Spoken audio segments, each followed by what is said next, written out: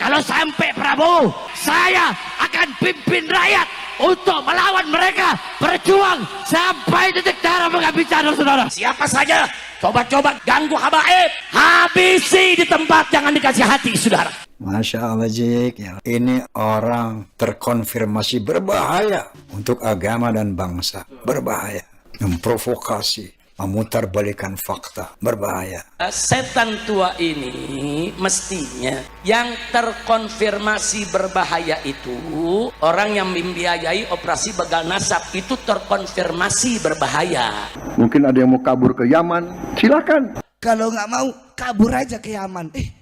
Goblok. Masa presiden ngomong begitu? Jadi saya protes jenderalnya, anjing-anjingnya menggonggong. Anjing menggonggong kafilah, kita kafilahnya, mereka anjingnya. Anjing menggonggong timpuk sama batu. Kalau gonggongannya udah sering, anjing menggonggong timpuk sama pergerakan-pergerakan, melakukan sweeping, yang nggak nyetor di sweeping, akan-akan dia paling benar sendiri, paling bertakwa sendiri, bahkan memojokkan pemerintah. Nah, kenapa saya bilang tidak ada yang berani menghadapi mereka? Ini Habib Rizik ini saudara, ini pengikutnya ini mengkultuskan agama dan mengkultuskan ulama. Mengkultuskan agama apa? Bangsa Indonesia berterima kasih kepada Jenderal Dudung. Kalau itu baliho-baliho tidak diturunkan, tujuan Rizik Syihab untuk dikultuskan terjadi.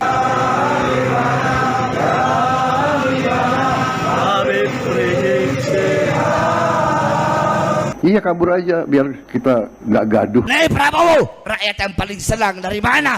Obon-obon. Pejabat-pejabat biadab. Pejabat bangsat. Rakyat juga yang bisa turunkan kalian dari kursi-kursi kekuasaan, saudara-saudara. Saya protes dari awal diangkat, saya protes. Ini orang terkonfirmasi, orang yang sangat berbahaya. Sementara mereka suka sekali menunjuk orang iblis. Tahu nggak kriteria iblis? Dajjal. Tahu nggak kriteria Dajjal? Dajjal itu pembohong. Dajjal, pemalsu itu Dajjal. Anda mendanai begal-begal nasab untuk menyerang habaib, untuk mencaci maki habaib, mengadu domba dengan ulama. Apa itu juga tugas negara? Pemimpin di satuan infanteri itu mungkin sudah teruji secara psikologis. Di saat-saat dia terpojok, dia masih berani mengambil keputusan. Besok santri yang lain juga bisa diculik, bisa dibunuh. Besok ulama yang lain bisa diculik, bisa dibunuh. Betul? Fasis, rasis, kurang ajar. Kamu yang fasis, kamu yang rasis, kalian yang fasis, kalian yang rasis. Bukan hanya di sini saja, nanti di tempat-tempat lain saya akan teriak, saya akan ajak umat bersihkan penasehat presiden dari orang-orang yang bermasalah. Betul? Kalau turunan Nabi dibilang lu bukan turunan Nabi, takut dia mengatakan, gua turunan, takut. Kenapa? Itu kibir, kesombongan. Ini semakin menunjukkan bahwa kamu bukan turunan Nabi. Kalau sampai Prabowo dan kabinetnya, pemerintahannya membuat kebijakan-kebijakan yang menyengsarakan rakyat, melaporkan rakyat, menderitakan rakyat, saya akan pimpin rakyat untuk melawan mereka, berjuang sampai titik darah menghabiskan saudara. Siapa saja coba-coba ganggu habaib, habisi di tempat, jangan dikasih hati saudara. Siap bela habaib, siap bela habaib, takbir. Masya Allah Jik, ya.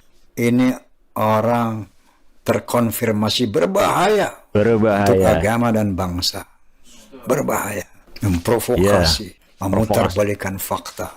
Masya Allah, berbahaya. Ada setan tua ngomong di media, apa dia bilang? Habib Rizik itu kurang ajar. Sudah terkonfirmasi bahwa Habib Rizik itu berbahaya. Wow. Terkonfirmasi berbahaya. Masya Allah, berbahaya. Setan tua ini mestinya yang terkonfirmasi berbahaya itu orang yang terlibat kasus KM50, orang yang ngadu domba kiai, orang yang membiayai operasi begal nasab, itu terkonfirmasi berbahaya. Kenapa jadi saya yang memprotes, dibilang kok ini sosok berbahaya? Terkonfirmasi, bahasanya terkonfirmasi manusia berbahaya. Ya, dia mata lawan. Mestinya kau sampaikan kepada sang jenderal, Sampaikan kepada presiden, hei Bapak Presiden, ini jenderal yang kau angkat menjadi penasehatmu terkonfirmasi orang yang berbahaya, terlibat pembunuhan di KM 50 dan terlibat operasi begal nasab, terlibat adu domba kiai, pecah belah bangsa, terkonfirmasi sebagai orang berbahaya. Bukan saya yang berbahaya, betul? Matanya buram, Indonesia gelap, Indonesia terang. Ada yang mau kabur, ada yang mau kabur, kabur aja. Kok kabur aja ke sana? Mungkin ada yang mau kabur ke Yaman, silakan. Presiden ngomong, kalau ada yang ngomong Indonesia gelap, apa buram, apa dia bilang? Waktu menurunkan baliho FPI itu tentu bukan perkara gampang. Pastinya akan membayangkan, akan dibully, bahkan mungkin akan dipersekusi secara politik gitu ya. Pergerakan-pergerakan yang mereka lakukan, melakukan sweeping kepada tempat-tempat yang nyetor tidak di sweeping, yang nggak nyetor di sweeping. Banyak hal-hal yang lain yang sebetulnya di luar kewenangannya. Kewenangan. Dan saya analisa mayoritas justru tidak menyukai apa yang mereka lakukan. Setuju, Ya, Jenderal. tidak menyukai banyak berita-berita yang kemudian bahasa dan narasi-narasi yang disampaikan itu yang kemudian seakan-akan dia paling benar sendiri, paling bertakwa sendiri, bahkan memojokkan pemerintah. Seperti mengatain presiden dengan kalimat-kalimat yang tidak sepantasnya. Nah, kenapa saya bilang tidak ada yang berani menghadapi mereka? Saya berpikir masuk tentara itu kan pasti orang-orang yang psikologi pemberaninya ada. Si jenderal bikin rekaman lagi, apa dia bilang? Itu dulu waktu Habib Rizik pulang, banyak baliho-baliho. Itu baliho-baliho provokatif. Baliho yang mana provokatif? Saudara, tadi saya lewat di jalanan ada baliho, selamat datang Habib Rizik. Kok provokatif? Di mana provokatifnya? Terus apa lagi dia bilang?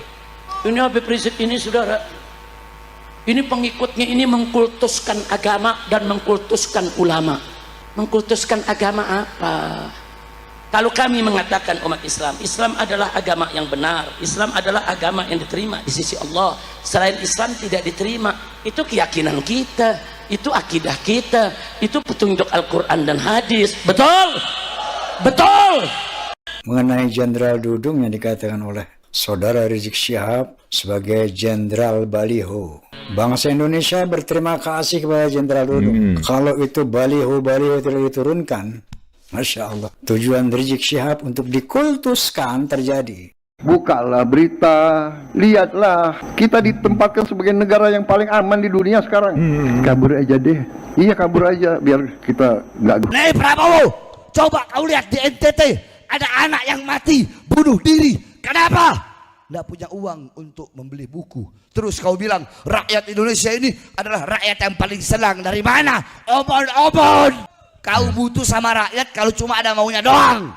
Udah jadi, lupa sama rakyat, lupa sama janji-janjinya, betul? Rakyat dibiarkan susah, rakyat dibiarkan kelaparan, rakyat terus dibohongi, saudara. Di Aceh masih berantakan. Pejabat-pejabat biadab, pejabat bangsat, pejabat-pejabat biadab, pejabat bangsat. Jangan kau pikir nyawa rakyat murah. Kalian bisa jadi pejabat karena rakyat juga yang bisa turunkan kalian dari kursi-kursi kekuasaan, saudara. Bisa turunkan kalian dari kursi-kursi kekuasaan, saudara. Dan dia terlibat di dalam operasi begal nasab. Kiai di mana-mana diadu, habaib diadu, kiai mahabaib dipecah belah di mana-mana, saudara. Dia ikut membiayai, dia ikut mendanai, dia ikut menggerakkan. Ini orang bermasalah. Tahu-tahu diangkat jadi penasehat presiden bidang pertahanan. Saya protes. Dari awal diangkat, saya protes. Dan tetap kita akan kirimi surat Bapak Presiden. Kalau Bapak Presiden belum tahu, kita kasih tahu. Ini orang terkonfirmasi orang yang sangat berbahaya. Saya tanggung jawab dengan apa yang saya sampaikan, saudara. Gara-gara saya protes, kelompok begal nasab marah. Loh, kenapa marah? Ya karena ini yang saya protes kan yang mendanai mereka, yang membiayai mereka selama ini, saudara. Jadi saya protes jenderalnya, anjing-anjingnya menggonggong. Ada pepatah, anjing menggonggong kafilah, anjing menggonggong kafilah. Setuju? Kita kafilahnya, mereka anjingnya. Setuju? Ya. Ada yang nanya, Habib kalau ngegonggongnya nggak berhenti-berhenti bagaimana? Pakai pepatah baru, anjing menggonggong timpuk sama batu. Nah, Jadi kalau masing-masing gonggongnya sekali-sekali, anjing menggonggong kafilah berlalu. Kalau gonggongannya udah sering, anjing menggonggong timpuk sama. Sementara mereka suka sekali menunjuk orang iblis, iblis, iblis.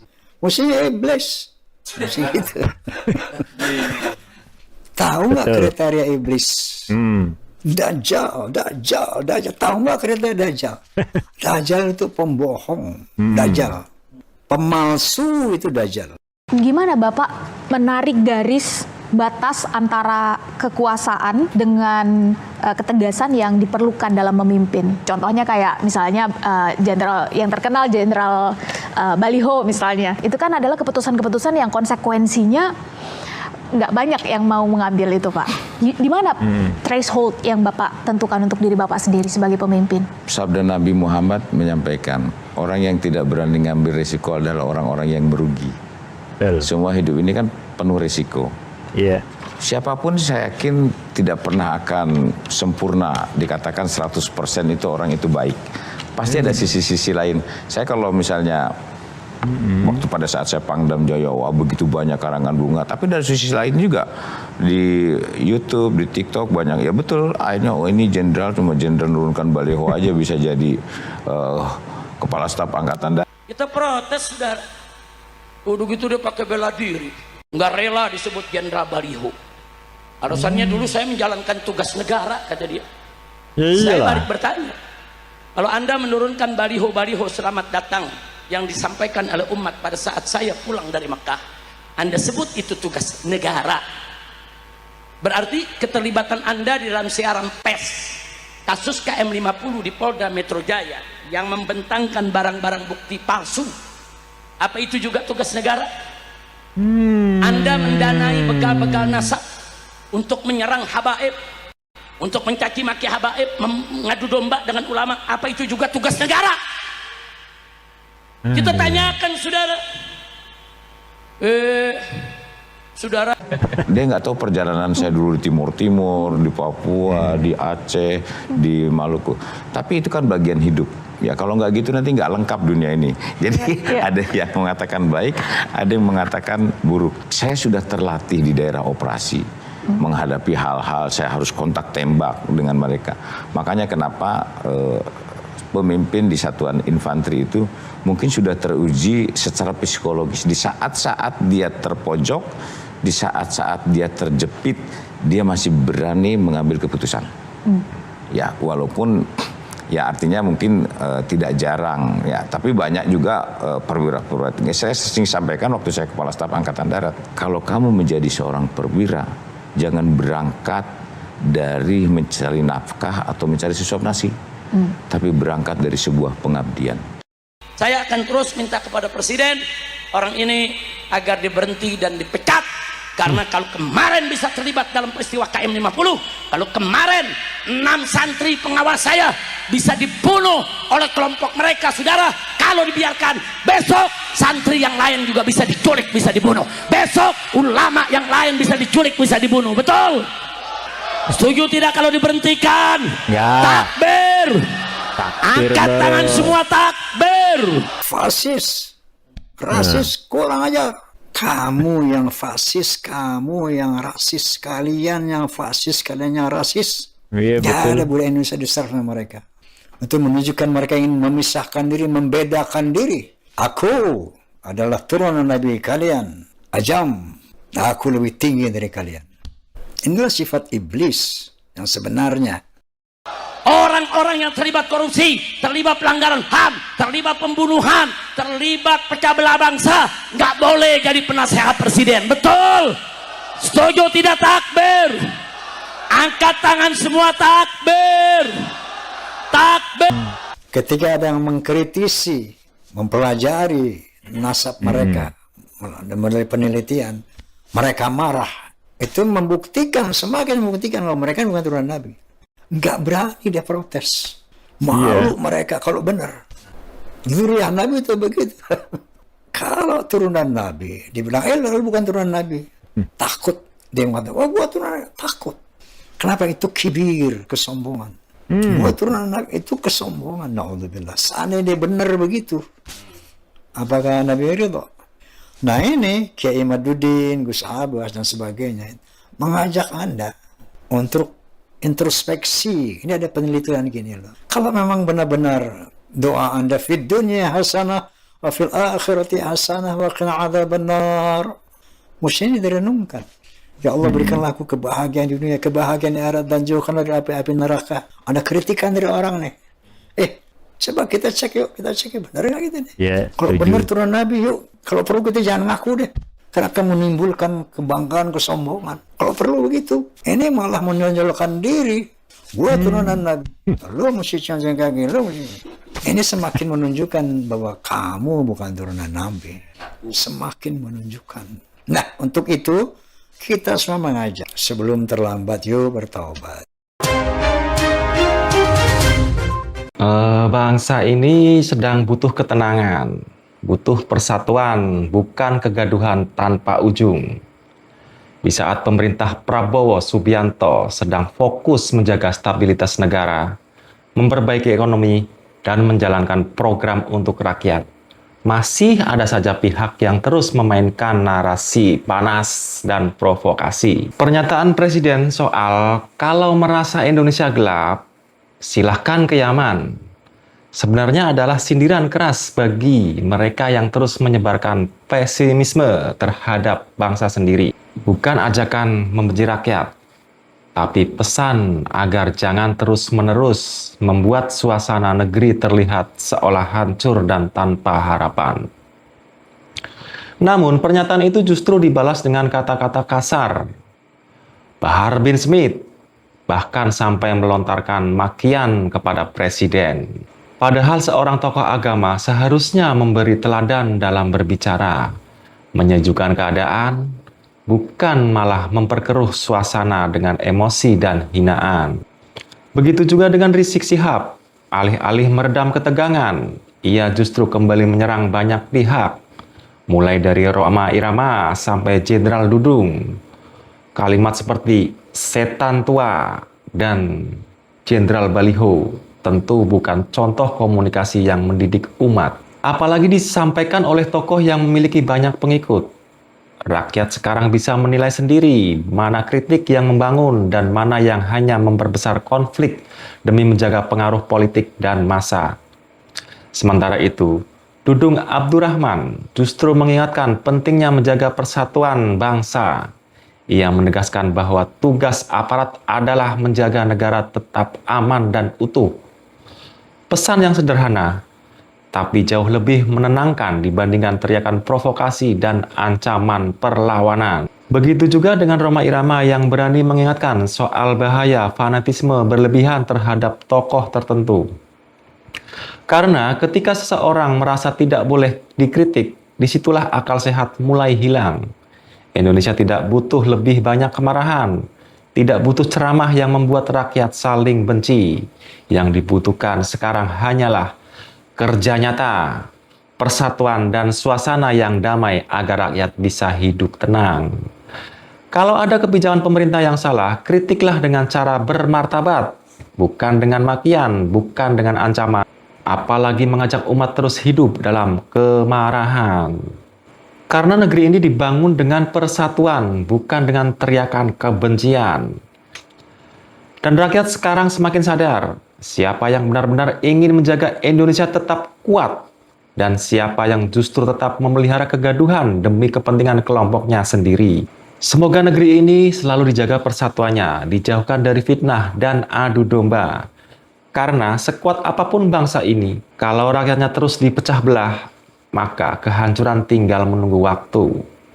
Tetap jaga akal sehat, jangan mudah terprovokasi, dan jangan pernah berhenti mencintai Indonesia. Ada sedikit pantun. Jalan-jalan membeli ketan, pulangnya singgah membeli jamu. Kalau ingin Indonesia nyaman, jangan mudah diadu domba melulu.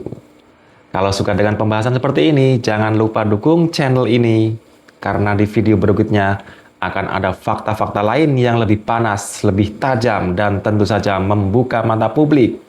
Sampai jumpa di video selanjutnya.